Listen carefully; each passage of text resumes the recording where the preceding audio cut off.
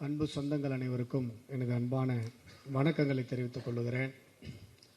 துறந்தார் பெருமை துணை கூறின் வையத்தி இறந்தாரோடு ஒப்பர் நிலத்து என்று வள்ளுவர் சொல்லுகிற துறவிகளுடைய பெருமைகளை போட்டுகிற இந்த குறளை இப்பொழுது ஏன் சொல்லுகிறேன் என்று சொன்னால், மேடையில் நடுநாயகமாக அமர்ந்திருக்கக்கூடிய சுவாமி மோக்ஷ வித்யானந்த சரஸ்வதி சுவாமிகள் அவர்களை வணங்கி,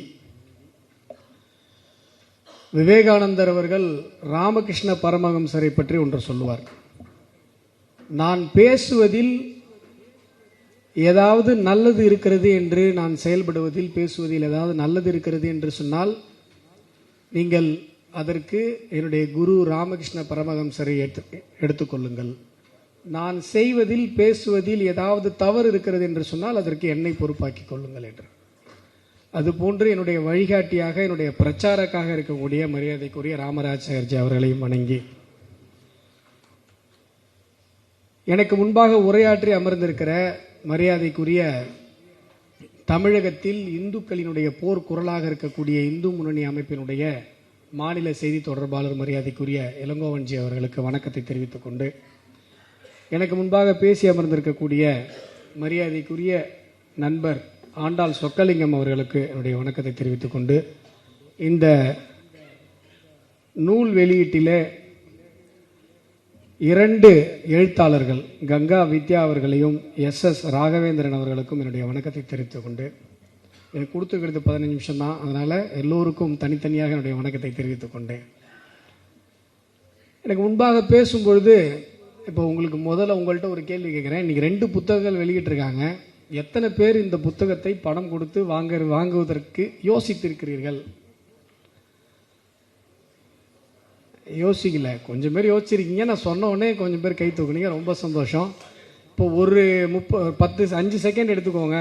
இப்போ நல்லா யோசிச்சு சொல்லுங்க, இந்த 2 புத்தகத்தை பணம் கொடுத்து வாங்கலாம் என்று நான் யோசித்திருக்கிறேன் என்பவர்கள் கை தூக்குங்க. ரொம்ப சந்தோஷம். இன்னும் கூட சில பேர் கை தூக்கல.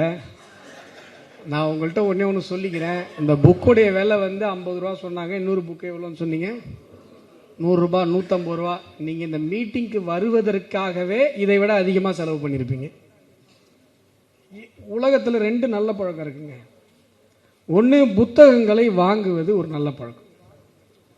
2வது நல்ல பழக்கம் என்ன அப்படின்னா, அந்த புத்தகங்களை படிப்பது. உங்களுக்கு குறைந்தபட்சம் அந்த முதல் நல்ல பழக்கம் இருக்க வேண்டும் என்று நான் கேட்டுக்கொள்கிறேன். விஜயபாரதத்தில் ஒரு சந்தா ஒரு சிஸ்டம் ஒன்று இருக்குது. அதில் நான் சப்ஸ்கிரைப் பண்ணி வச்சுருக்கேன். ரொம்ப குறைந்த தொகையை கட்டிட்டீங்கன்னா விஜயபாரதம் பதிப்பகத்தில் என்னென்ன புத்தகங்கள் வருதோ எல்லாமே நம்ம வீட்டுக்கு வந்துடும். அதை நீங்கள் பண்ணி வச்சுக்கிட்டீங்க அப்படின்னு சொன்னால் அந்த புத்தகங்கள்லாம் வீட்டுக்கு வந்துடும். எதுக்காக அப்படின்னு கேட்டிங்கன்னா, அந்த முதல் நல்ல பழக்கத்தை ஏற்படுத்துவதற்காக. நீங்கள் தமிழகத்தில் இருக்கிற அந்நிய நாட்டு சித்தாந்தவாதிகள்லாம் பார்த்தீங்க அப்படின்னு சொன்னால், அவர்களுடைய இருப்பிடத்திற்கு பக்கத்தில் பெரிய பெரிய அட்டை போட்ட புத்தகங்களை எல்லாம் வைத்திருப்பார்கள். அதில் எதையாவது அவர்கள் படித்திருப்பார்களா என்று கேட்டால் கண்டிப்பாக படித்திருக்க மாட்டார்கள். நான் சொல்றது திராவிடம், கம்யூனிசம், இந்த மாதிரியான அந்நிய நாட்டு சித்தாந்தவாதிகள். சார், நீங்க எப்படி அவருக்கு படிச்சிருக்க மாட்டாங்கன்னு உறுதியா சொல்றீங்க அப்படின்னு சொன்னா, படிச்சிருந்தா அவங்க அந்த சித்தாந்தத்தில் இருக்க மாட்டாங்க. ஈவே ராமசாமி அவர்களுடைய புத்தகத்தை எடுத்து அதில் இருக்கிற குறிப்புகளை நான் காட்டினேன் என்று சொன்னால் கோபப்படுபவர்கள் ஈவே ராமசாமியினுடைய சீடர்களாகத்தான் இருக்கிறார்கள். எப்படி சொல்லுவீங்க? நான் சொல்லியா, உங்கள் சொல்லியிருக்காரு, ஏங்க அதெல்லாம் ஏங்க எடுத்து காட்டுறீங்க அப்படின்னு கோபப்படுறாங்க. அவர் பெரிய தலைவர் என்றாங்க, அவருடைய புத்தகங்கள்லாம் அரசுடைமை ஆக்குங்க அப்படின்னு சொன்னா, ஐயோ அதெல்லாம் முடியாதுங்க, வண்டவாளம் தண்டவாளத்தில் ஏறிடும் அப்படிங்கிறாங்க. அப்போ பெரிய பெரிய அட்டை போட்டு பெரிய பெரிய புத்தகங்களை எல்லாம் அவர்களுடைய அலமாரிகளில் வைத்திருக்கிறார்களே.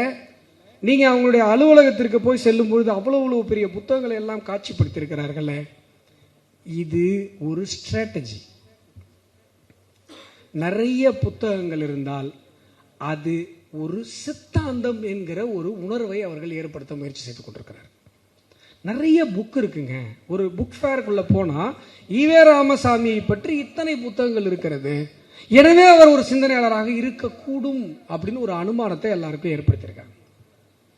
யாருமே அந்த புத்தகத்தை புரட்டி பார்த்தவர்கள் கிடையாது. கம்யூனிச தத்துவத்தில் இருப்பவர்கள் பலரும் கூட மூலதனம் புத்தகத்தையே படித்தது கிடையாது. மூலதனம் புத்தகத்தை படிச்சிருந்தா கூட அவங்களுக்கு செக்குலர் மார்க்ஸ் மதம் ஒரு ஓபியம் என்று சொன்ன மதம் கிறிஸ்தவம். அதை நேரா இந்து தர்மத்தோடு பொருத்தி பார்க்க முடியாது என்பது புரிந்திருக்கும். அப்ப குறைந்தபட்சம் இந்த புத்தகங்களை வாங்குகிற பழக்கத்தை நாம் ஏற்படுத்தி கொள்ள வேண்டும். எனக்கு ரொம்ப வருஷமா இந்த முதல் நல்ல பழக்கம் இருந்துச்சு. அப்புறம் ரெண்டாவது நல்ல பழக்கம் வந்துச்சு. 2017 இருந்து 2019 வரைக்கும் நான் ஒரு ரிசர்ச் ஒன்று பண்ணேன். ஒரு புத்தகம் எழுத வேண்டும் என்கிற ஒரு ஆசையில அந்த புத்தகத்தினுடைய தலைப்பு முழு பூசணிக்காயை சோற்றில் மறைப்பது எப்படி. அப்படி ஒரு புத்தகத்தை எழுதணும் சொல்லிட்டு ஒரு 2 வருஷம் தொடர்ந்து ரிசர்ச்.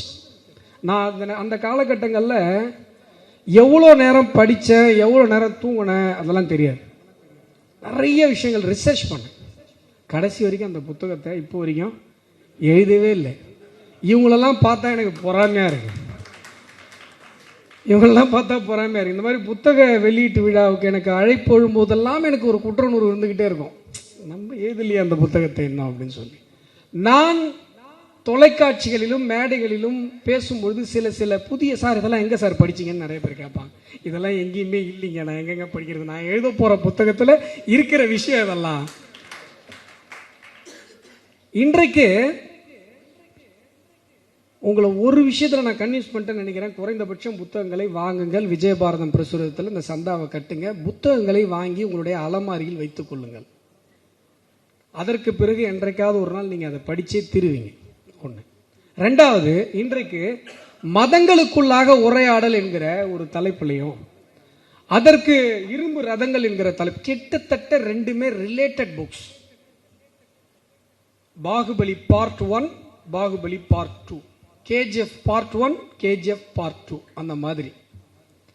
அப்போ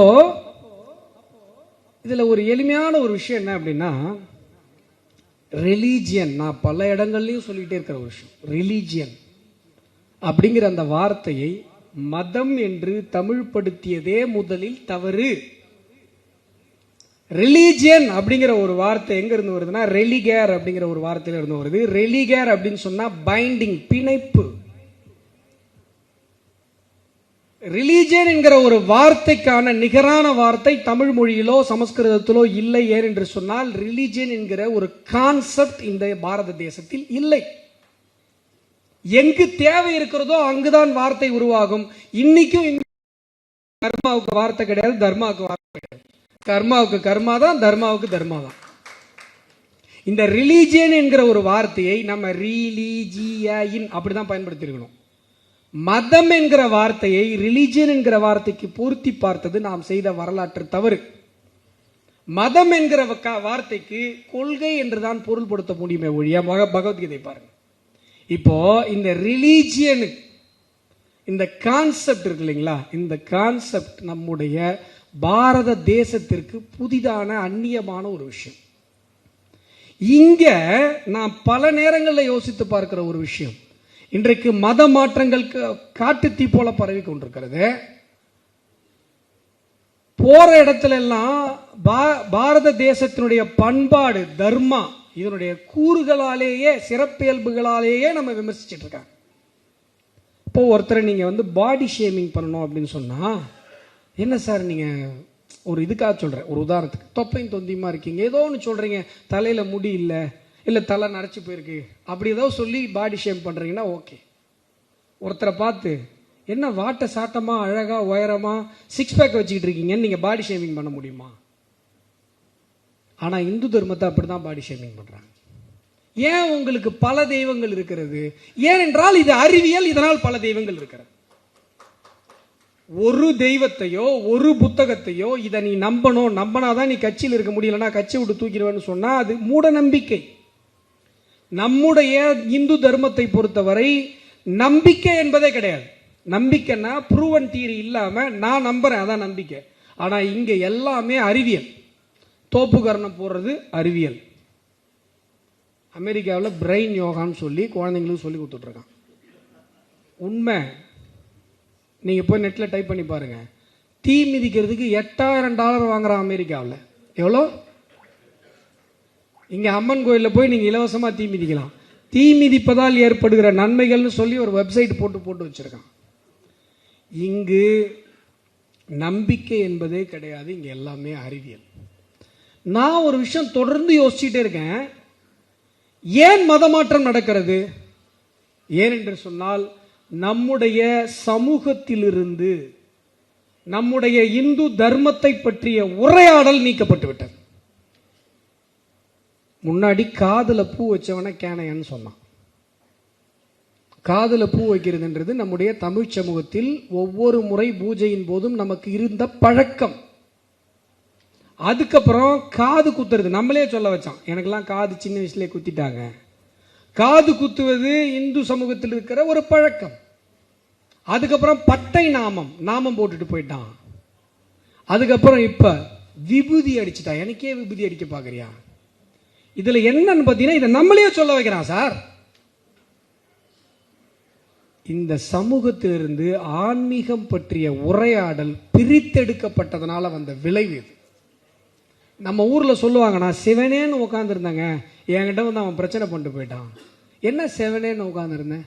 சிவனேன்னு உட்கார்ந்து இருந்தேன், அக்கடான்னு உட்கார்ந்து இருந்தேன்னு சொல்லுவோம். அக்கடான்னா என்ன? நேபாள், நீங்க நார்த் இந்தியா காஷ்மீர்லாம் அங்க பாத்தீங்கன்னா அக்கடான்னு சொல்லுவாங்க. அதாவது ஒரு சித்தர் பரம்பரை சொல்றோம்ல, ஒரு ஞான பரம்பரை, ஒரு நாத பரம்பரை, ஒரு சித்த பரம்பரை, இந்த school of thought of spiritual science, அதான் அக்கடா. நம்மால் எவனும் சும்மாவே உட்கார்ந்து இல்ல, அக்கடான்னு தான் உட்கார்ந்துருக்கான். யாரும் சும்மாவே உட்கார்ந்து இல்ல, சிவனேன்னு தான் உட்கார்ந்துருக்கான். கர்ம யோகம் பற்றின புரிதல், ஞான யோகம் பற்றின புரிதல் நம்முடைய சமூகத்தில் இருந்து கொண்டே இருந்திருக்கிறது.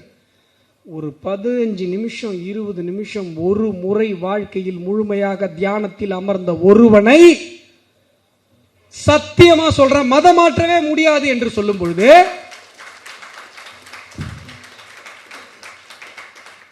நம்முடைய குடும்ப சமூகத்தில், நம்முடைய இந்து தர்மத்தினுடைய கூட்டமைப்புக்குள் வாழுகிற ஒரு இளைஞனை, ஒரு குழந்தையை, ஒரு சிறுவனை தியானம் பழக்காமல் வளர்த்தது யாருடைய தவறு? கர்மயோகம்னா என்ன, ஞான யோகம்னா என்ற உரையாடலை பேசாமையே வெறும் சீரியல் பார்த்துட்டு இருந்தது யாருடைய தவறு? யாருடைய தவறு? நான் சொல்றேன், இந்த மண்ணில் மதம் மாற்றப்பட்ட கிறிஸ்தவர்களையும் இஸ்லாமியர்களையும் கூட நான் பரிதாபத்தோடு பச்சாபத்தோடு தான் பார்க்கிறேன். அவன் மிகப்பெரிய அளவில் வாழ்க்கை இரையாக்கப்பட்டிருக்கிறான், கொடுமைப்படுத்தப்பட்டிருக்கிறான். அவனுடைய முன்னோர் அவன் இஸ்லாமியலாக மாறி இருக்கிறான். அவனுடைய முன்னோர் மிகப்பெரிய அளவில் வறுமைக்கு ஆட்படுத்தப்பட்டிருக்கிறான். அதனால் அவன் கிறிஸ்தவனா மாறி இருக்கிறான். ஆனால் நான் இன்னொரு விஷயத்தை பெருமிதமாக சொல்லிக் கொள்கிறேன்.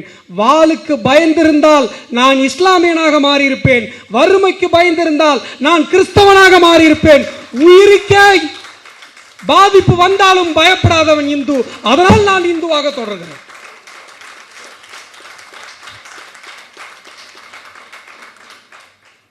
ஆனால் இங்க ஒரு உரையாடல் நிகழ்ந்தாக வேண்டும். இந்த புத்தகத்தை படிங்க, மதங்களுக்கு இடையான உரையாடலை படியுங்கள், எல்லாத்தையும் சிந்தியுங்கள்.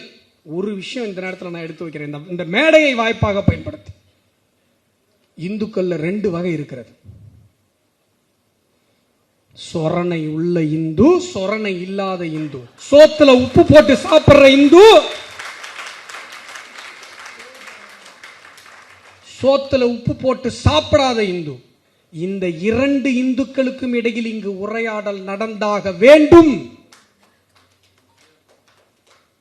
எப்படி அந்த உரையாடலை நடத்த போகிறீர்கள்? நீங்க டாபிக் ஆரம்பிக்கும் போதே இதெல்லாம் எனக்கு வேணாம் நண்பா, இதெல்லாம் எனக்கு வேண்டாம், இதுக்கு எனக்கு சம்பந்தம் இல்லை, நான் முருகரை கும்பிடுவேன், பிள்ளையார கும்பிடுவேன், நான் அந்த முக்கில் இருக்கிற மாரியம்மன் கோயில்ல டெய்லி போய் சாமி கும்பிடுவேன். ஆனா அந்த கோவிலை இடிக்கும் பொழுது கொஞ்சம் கூட கவலைப்படாமல் என் பைக்ல சைட் ஸ்டாண்ட் கூட போடாம நான் மாட்டுக்கு போயிட்டே இருப்பேன் வேற கோயிலுக்கு அப்படின்னு ஒரு ஃப்ரெண்டு உங்களுக்கு இருப்பான், ஒரு சொந்தக்காரன் ஒருத்தர் இருப்பான்.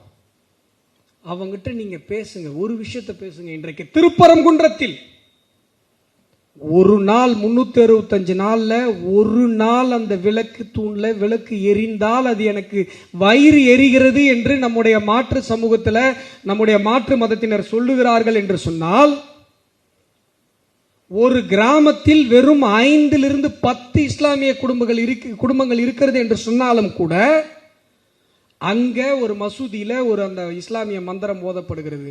இதுவரை எந்த இந்துவும் அதை தனக்கான டிஸ்டர்பன்ஸாக நினைத்ததே இல்லையே.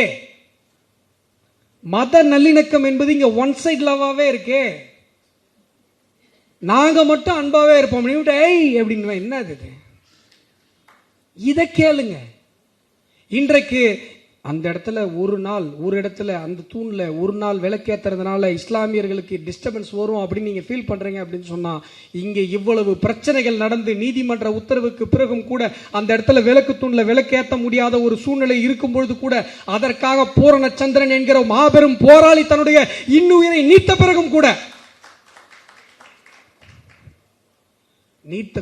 கூட இஸ்லாமியர்கள் இவ்வளவு பிரச்சனைக்கு இடையில அந்த தர்காவில் நாங்க சந்தனக்கூடு திருவிழா இந்த வருடம் நடத்துவது நியாயமானதாக இருக்காது என்று நினைக்கவில்லையே. இதை நீ யோசிச்சு பாரு. பேசிக் கொஸ்டின்ஸ் கேளுங்க. பிஹெச்டி சிலபஸ் எடுத்துட்டு போய் எல்கேஜி ஸ்டூடெண்ட் கொடுத்தா புரியாது. பேசிக் கொஸ்டின் நம்ம அவங்க ஏன் நினைக்கல? சரி, அந்த சந்தனக்கூடு திருவிழா நடத்துவதற்காக 1 மாத காலம் திருப்பரங்குன்றம் மலை மேல் இருக்கிற காசி விஸ்வநாதர் கோவில் மச்சமுனி சித்தருடைய ஜீவ சமாதி, அங்க மீன் வடிவத்தில் மச்சமுனி சித்தர் அமர்ந்து கொண்டிருக்கிறார்.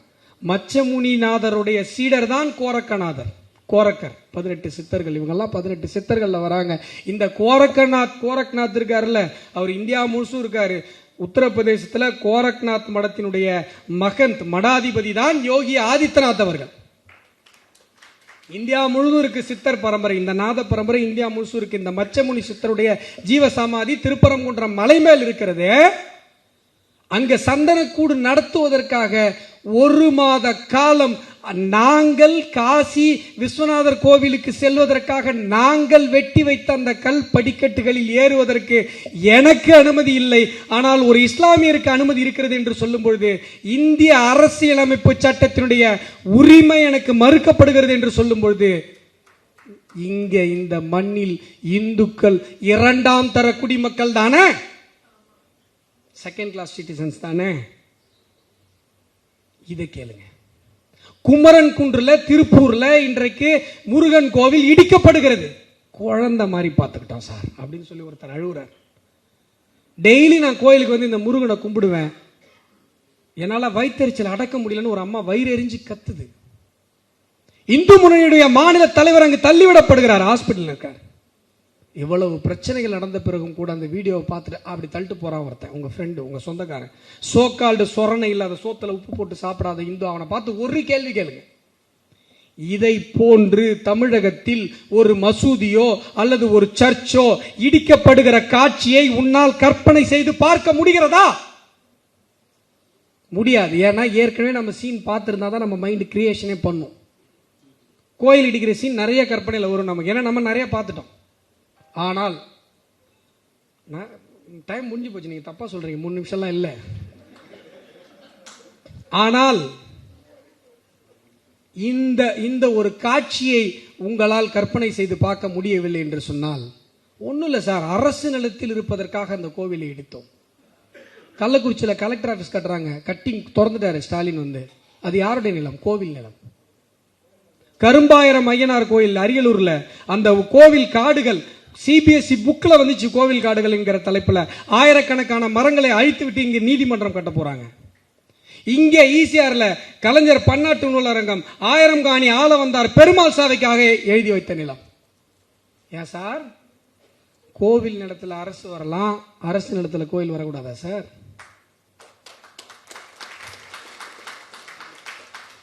அப்போ இந்த கோவிலை இடிக்கும் பொழுது நம்மளை கிள்ளுக்கிற மாதிரி நினைச்சு இந்த கோவிலை இடிக்கிறாங்களே, அப்ப நம்ம 2ஆம் தர குடிமக்கள் தானே இந்த மண்ணில்.